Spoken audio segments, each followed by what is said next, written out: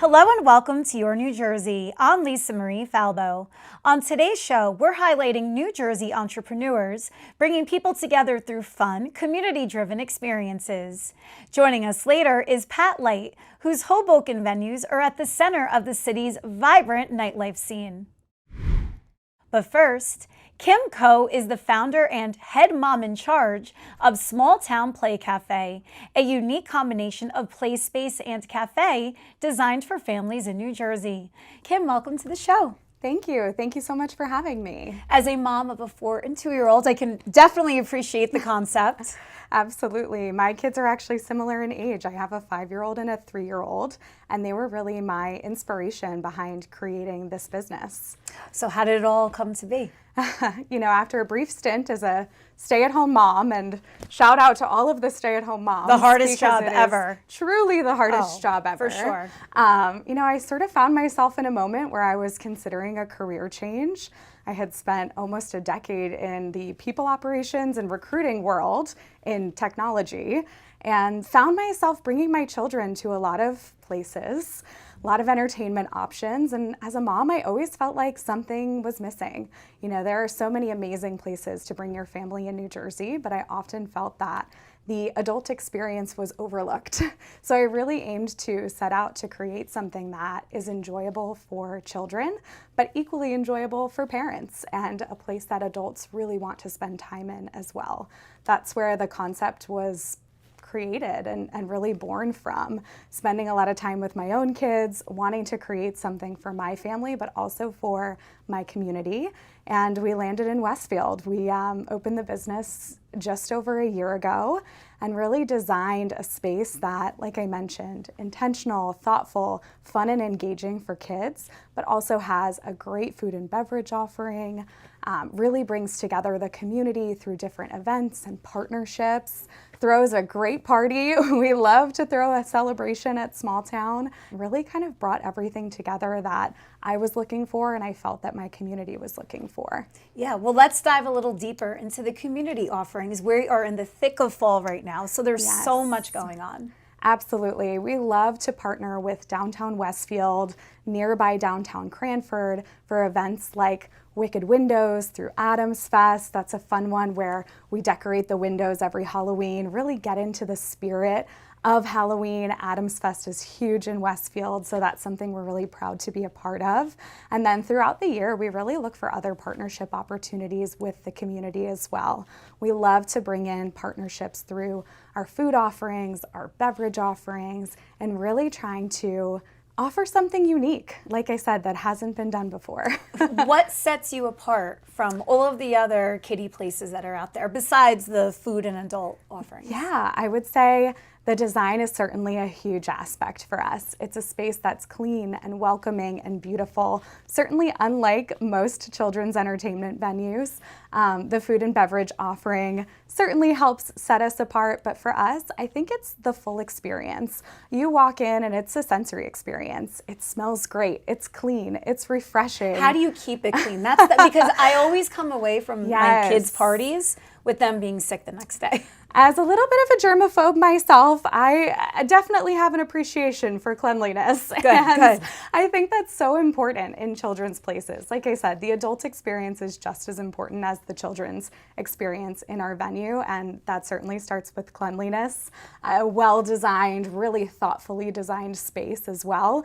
I have to credit our team, who are fantastic about delivering an amazing guest experience. Cleanliness is certainly part of that as well. But we do deep cleans virtually every day. Especially with sixth season right around the corner.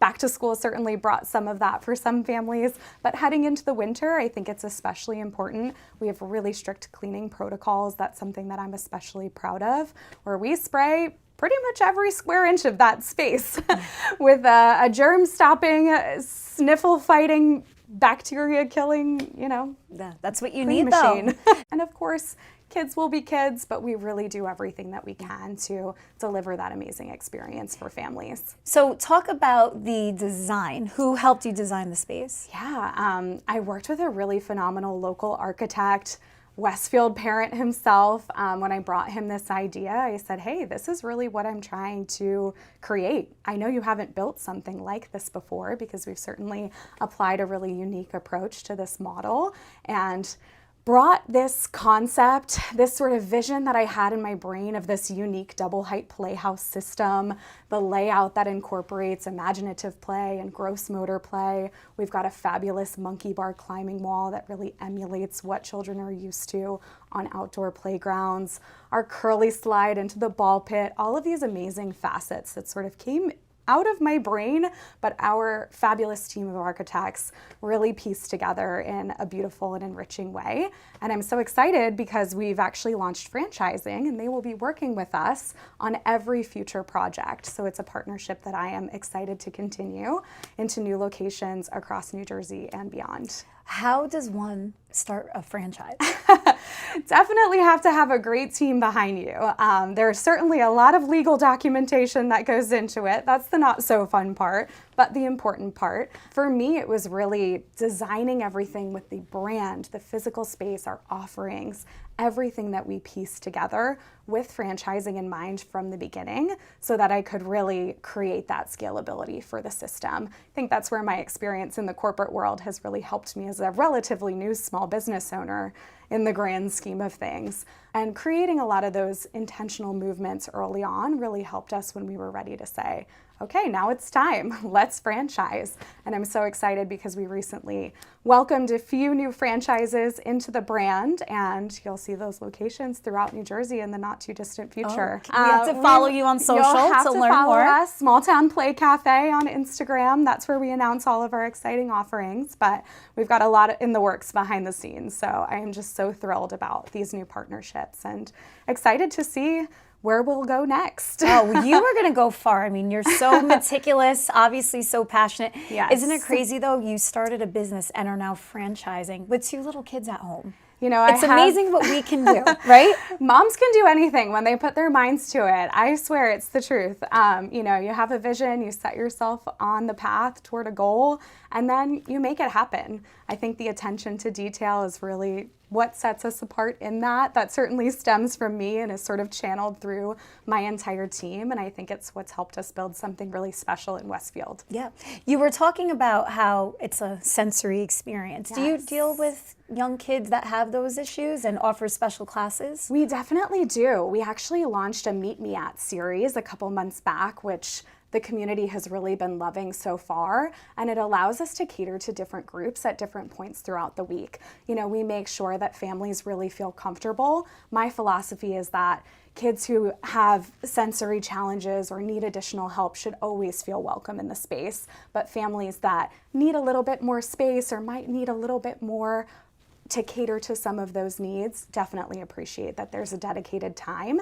And then we also bring together play dates for stay-at-home moms, dads, nannies, and au pairs. We really try to create these moments where people are, of course, welcome at any time, but they like that they can strike up a conversation with someone and maybe meet someone new. Kind of goes back to that community emphasis that we have through what we do. Yeah.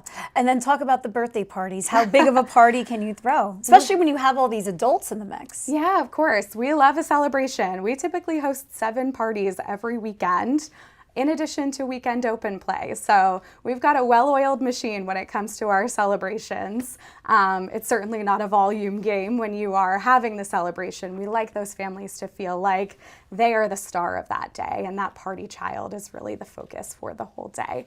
But we customize themes, we do balloon decor, we bring in outside food and make sure that we're really customizing that party to what the family is looking for, and we have a lot of fun with it. I am certainly the mom who throws the over the top celebration. Likewise, yes. So I love that now I have a venue and I don't have to do that at home. You don't have to clean your house twice. It's true. But families really love that, again, there's something for the adults, there's something for the kids, and it sort of brings the whole family together. We host about 24 kids and then many adults beyond that for parties. You're going to get calls for Thanksgiving and Christmas. I don't want my house to get messed up. Come on down. Would you do that? You would accommodate that? Hey, why not? We actually hosted Easter for my own family at the Play Cafe this year because we said, you know, there's so many young kids in our family. Why not? We've got an indoor playground. Let's make good use of it. You might get a call from my mom when she sees that segment because Perfect. she hosts 8 little kids. We have a big family There with you 8 go. toddlers, and she's going to be like, we're going to Westfield. I love it. Come on down. Well, where can my mom and people watching find out more about you? Head to our website, smalltownplaycafe.com. You can follow us on Instagram. We put out some fun TikTok content as well. The girls on our team love to make little know-how coffee TikTok reels and things like that. So yeah, follow us on social. Thank you so much, Kim Coe. And I'm so happy Deb Belfato, even though you don't know who that is, but by osmosis, now you do. Yes. Thank you, Deb, for bringing us together. Thank you.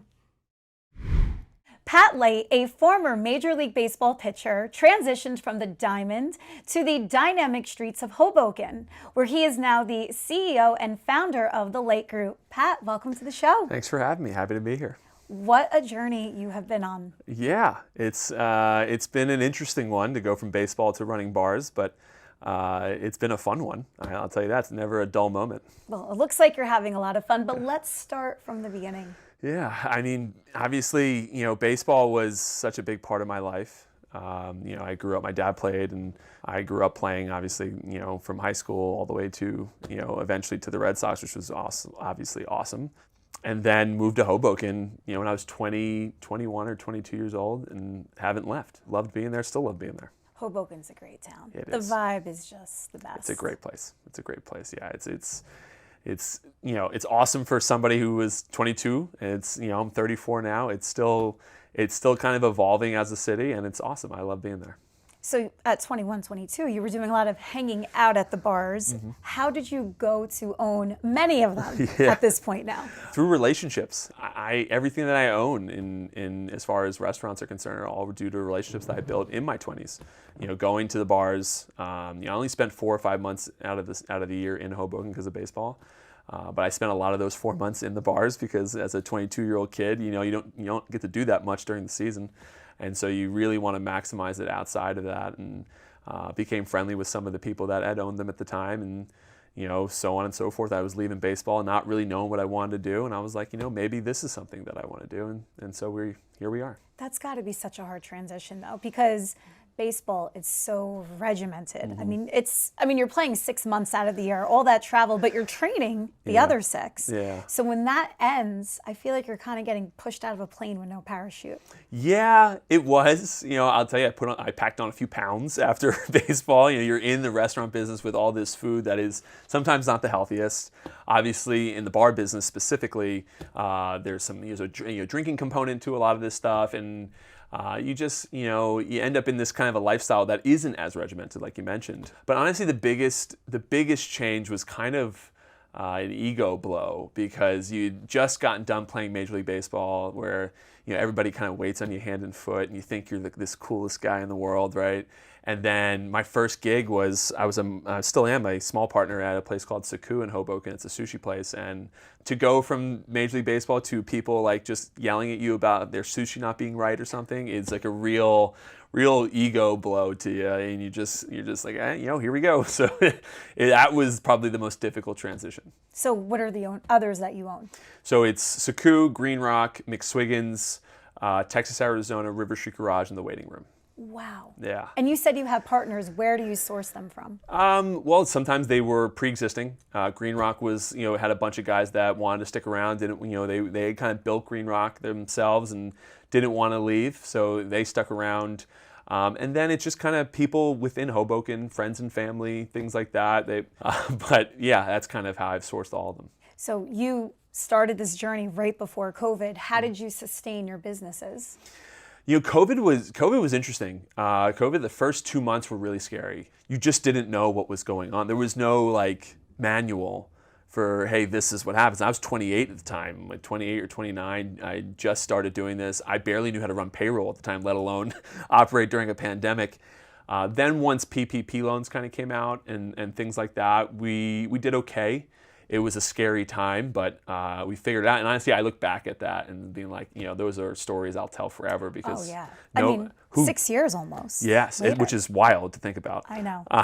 But yeah, you look back at those times and you're like, I can't believe I operated a bar during this time. It was crazy thing. And your business and portfolio grew from that time. Yeah. How did you stay relevant in the months and years after?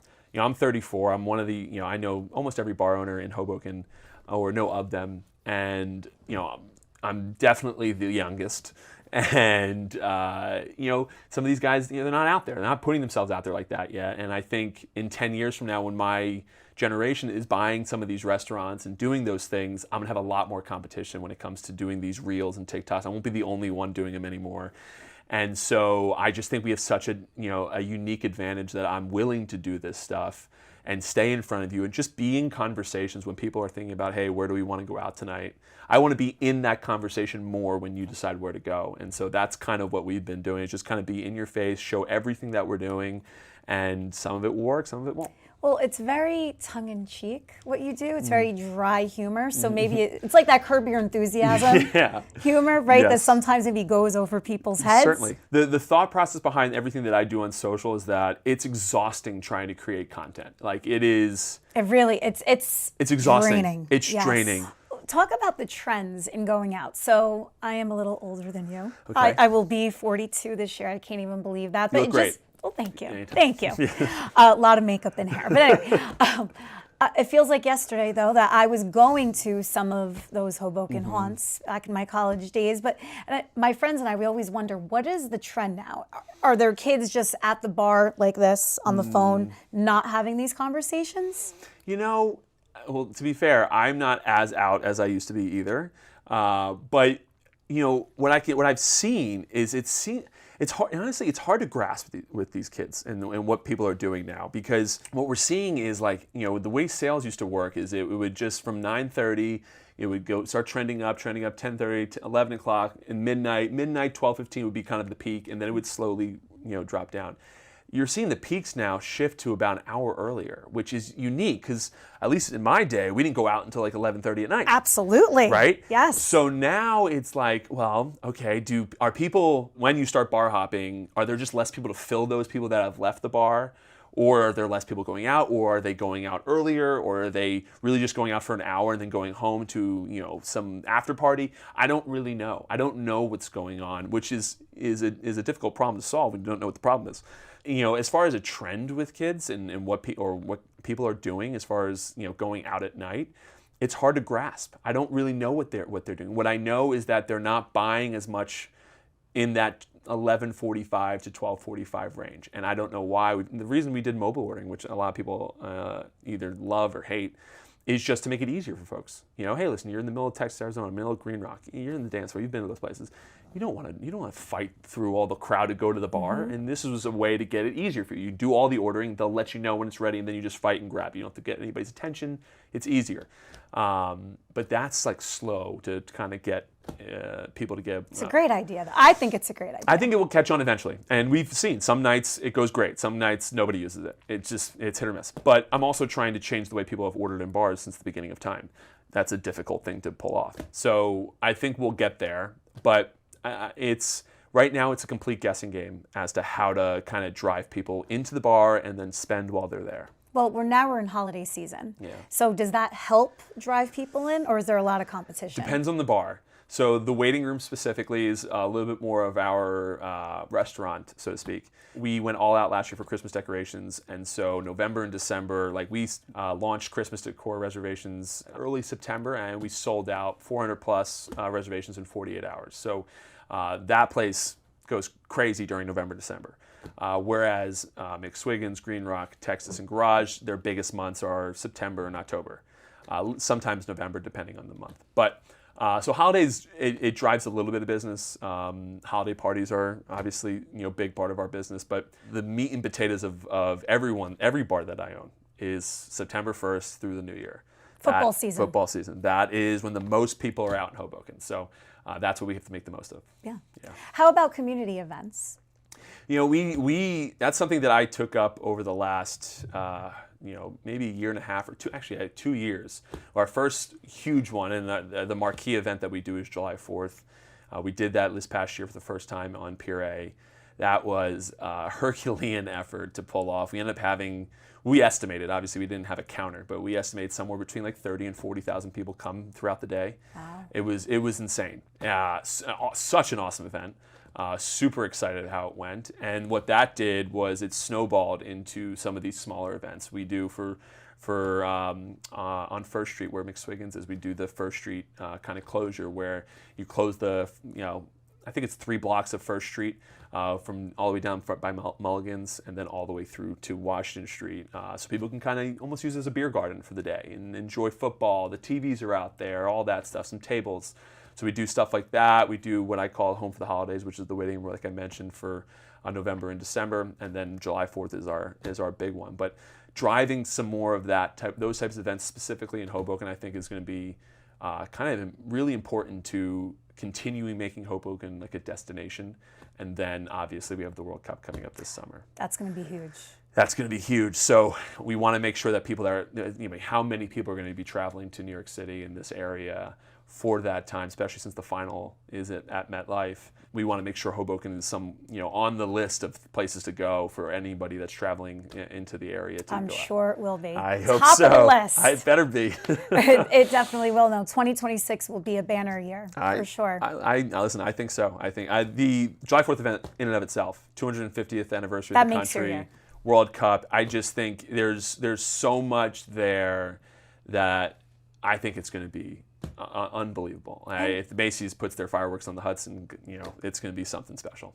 And St. Patrick's, can't forget that. No, you can't forget St. Patrick's. St. Patrick's isn't what it used to be in Hoboken, but we're building it back. It's important to us to have these types of events in Hoboken that the city can be proud of, we can be proud of, and do things that I think people want to come to Hoboken for. It's forever, at least from what I know, it's like Morristown or Hoboken type of thing. And then if you want to do it, you do the city in a big day.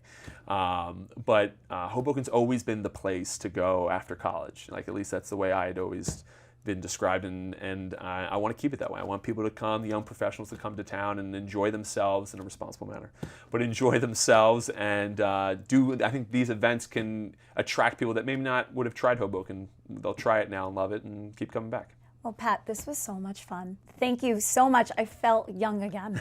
Talking to you, just throwing back to all my crazy Hoboken days. I It can was imagine. a nice trip down memory lane. Thank Awesome. you so much. Where can people find out more about you, see your social media videos, and find out about your bars? Well, listen, follow me. I'm pretty sure I'm Pat_Light everywhere. Follow the Light Group. The Light GRP is everywhere. Listen, if you just open your Instagram app and you're in the general area, I'm probably going to show up on your feed. So I'll run into you. But yeah, follow along. Thank you so much, Pat. This was so much fun. Awesome. Thank you. Thank you for joining me on another episode of Your New Jersey. I'm Lisa Marie Falbo. We'll see you back here next week.